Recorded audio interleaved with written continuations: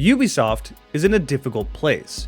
They are currently $2.71 billion in debt, and there's lots of conversations about a private buyout. Again. Of course, all of this has turned into speculation for actual easy answers, and that's what's most annoying about it. Oftentimes I find people not even playing Ubisoft's games coming up with narratives as to what's going on, as if they already had the narrative in their head, they just wanted to scream it on Twitter. This doesn't really need a 20-minute long video essay about why Ubisoft has been failing. The answer is super easy.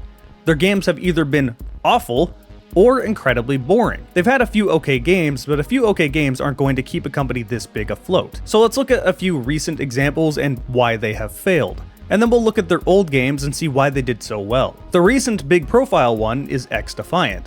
Now, I actually made a video of this game a couple of months ago. It was supposedly struggling when I made that video, so I figured, let's give it a shot. I genuinely wanted Xdefiant to be good. I did not go into it with the mindset of, this is going to be awful. Ubisoft was saying everything I wanted to hear about Xdefiant. They were saying they were going to tone down aim assist. They were saying they were going to have no skill-based matchmaking, which I was a little mixed on that, but mostly liked that a lot more than Call of Duty's current situation. Because no matter how you feel about any of that, the one thing we can all agree with is that Call of Duty needs some competition. Most people aren't happy with where Call of Duty is. But where else can you go? Your best option is a free-to-play game that's only on Steam and doesn't have a ton of players.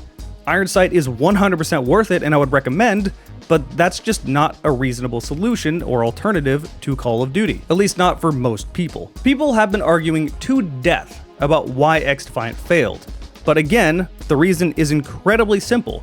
They advertised it as an old Call of Duty experience, but instead what we got was a Black Ops 4 clone that played worse than Black Ops 4. The game failed not because it didn't have skill-based matchmaking, not because it wasn't on Steam, but because it wasn't a good game. And that really is the problem. When your entire company revolves around making games, if you don't make good games, you struggle. Again, Xdefiant was doomed from the start. Nobody was really interested in a Call of Duty hero shooter Black Ops 4 clone. People largely didn't like Black Ops 4. It's not like we wanted more of that. People are also generally unhappy with modern Call of Duty.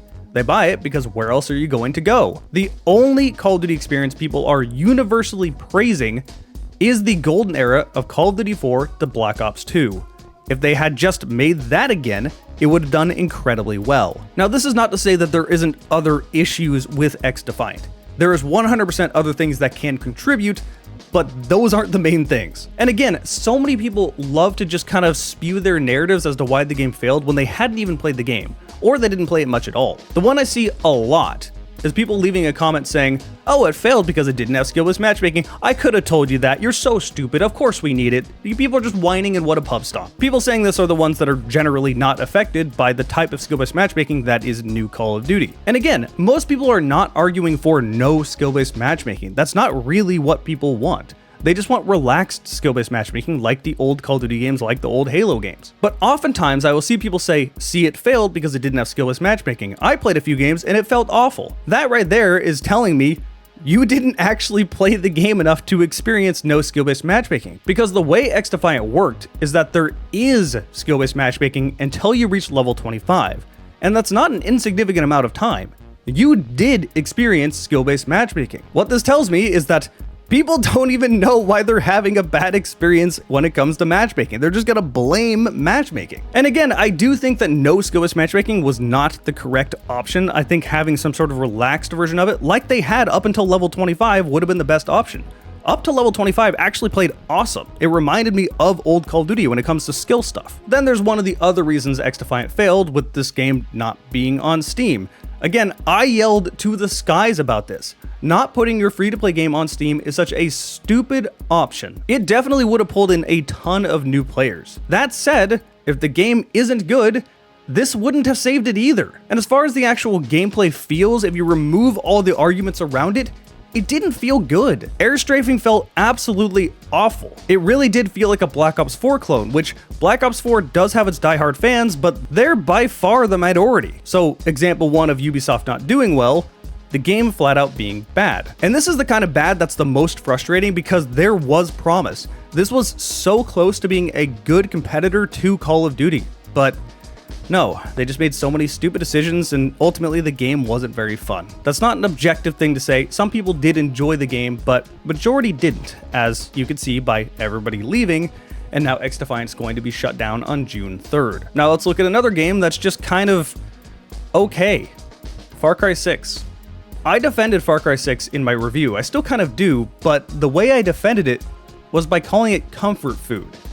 That's not going to save a company that's struggling. You don't need comfort food, you need another Far Cry 3 explosion. Now, frankly, I found most of the criticisms thrown at Far Cry to be kind of annoying. Far Cry 3, 4, 5, fantastic games, I love them. But Far Cry 6 I have a lot of problems with. This was the first Far Cry game where I really started to feel the monotony of a Ubisoft game blending into other Ubisoft games that aren't even Far Cry games. For the most part, Far Cry always felt separate from the other open world experiences. It was Far Cry, it was unique. But in Far Cry 6, there were so many systems that felt like they were there just to get people to play it because they were familiar to other franchises. This was a game that was not made for Far Cry fans. This was a game that was made for everyone to possibly play it, no matter how casual they were. And if you're not advertising to anyone specific, nobody really cares. You have made a fairly mediocre game that's easily forgettable, that casual players probably aren't going to look at very much, and the hardcore players are really only going to look at what Far Cry used to be. No one that was really into Far Cry was asking for RPG mechanics that didn't blend with each other and had no real purpose for existing. But then that brings us to Ubisoft's old games. Why do people love games like Far Cry 2 if they have so many issues, if they're so janky? Well, it's because there was a clear direction.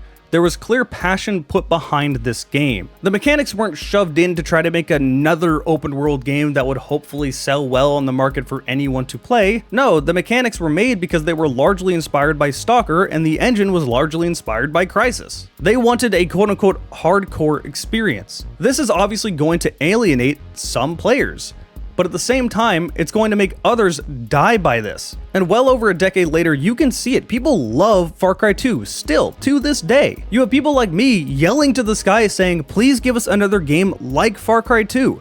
Give us an experience like this. It was unique. It would stand out. I mean, hell, we just had Stalker 2 release, and that shows there is interest in this. But even when they're not focusing on this more quote-unquote hardcore experience, they're giving us stuff like Far Cry 3 Blood Dragon. This was a very unique game.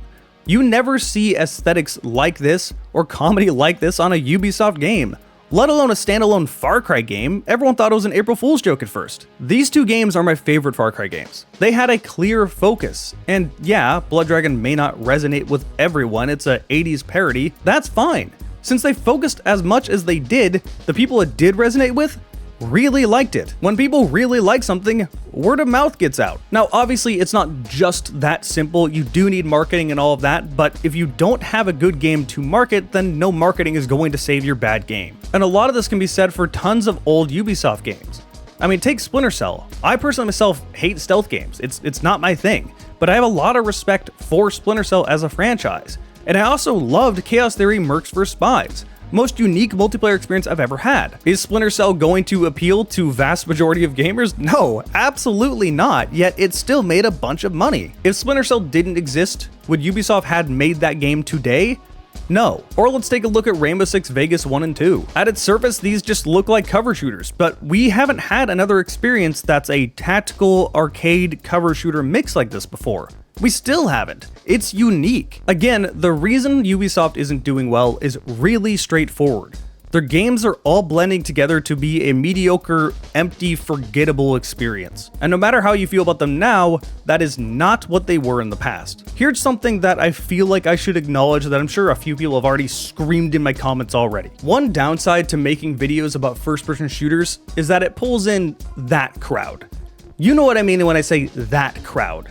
The crowd that will come into your comment section and say something like, stop making games political, and getting angry when nobody was even thinking about that, and they're coming up with random narratives to shout into the sky. One annoying thing I have to pick up while working on this channel is having to figure out how these people talk.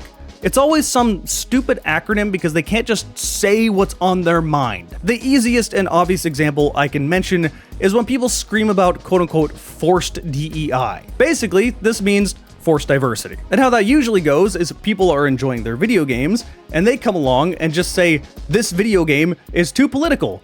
because there happened to be a woman or a minority or someone with blue hair. They want to scream to the skies that this is the reason Ubisoft is failing, and that's why video games are garbage now. Or how about the games just weren't good? Shut the fuck up. Like, I'm sorry, but I'm not going to be nice here. This gets so incredibly old, having to read this garbage time and time again. Vast majority of these people don't even play these video games. They had no intent on playing these video games. They just have their narrative they want to scream at people. This isn't really about why video games are failing. This is about that narrative they just want to yell. So for the love of God, if it bothers you so much that women exist in video games, I don't want to hear it. Shut the fuck up. Can you imagine if Metroid Prime came out today and people just found out that Samus was not a man? Imagine the shit fit people would have for no reason. Can you imagine if Alien 1, 2, and 3 came out today and they just announced Sigourney Weaver is the main actor? What's the difference between this and this? Now, Alien 3 is considered the weak link of those three movies,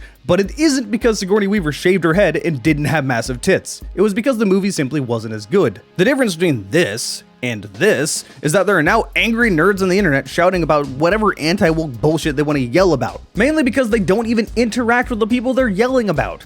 Do you know why there are so many trans people in the fighting game scene? Because we're sitting next to them as people, learning about them. The game could very well end up being bad, but that would be because it was a bad game, not because the main character is a woman with a shaved head. Like, this shit just gets exhausting. And no, the games aren't getting worse because one of the developers happened to have blue hair or some stupid shit like that. If you look at the entire world this way and you see everything as an attack on your masculinity, it just has to be so draining and so tiring. Where do you even see this? It's just why? And remember, this is just one example. Anytime I see some random abbreviation I don't know, I automatically assume it's some dumb far right-wing talking point.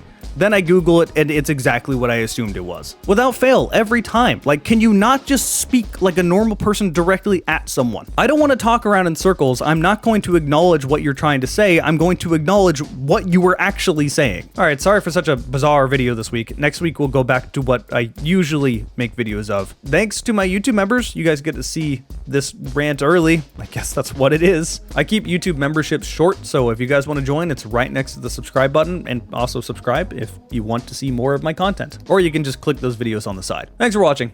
We'll see you next time.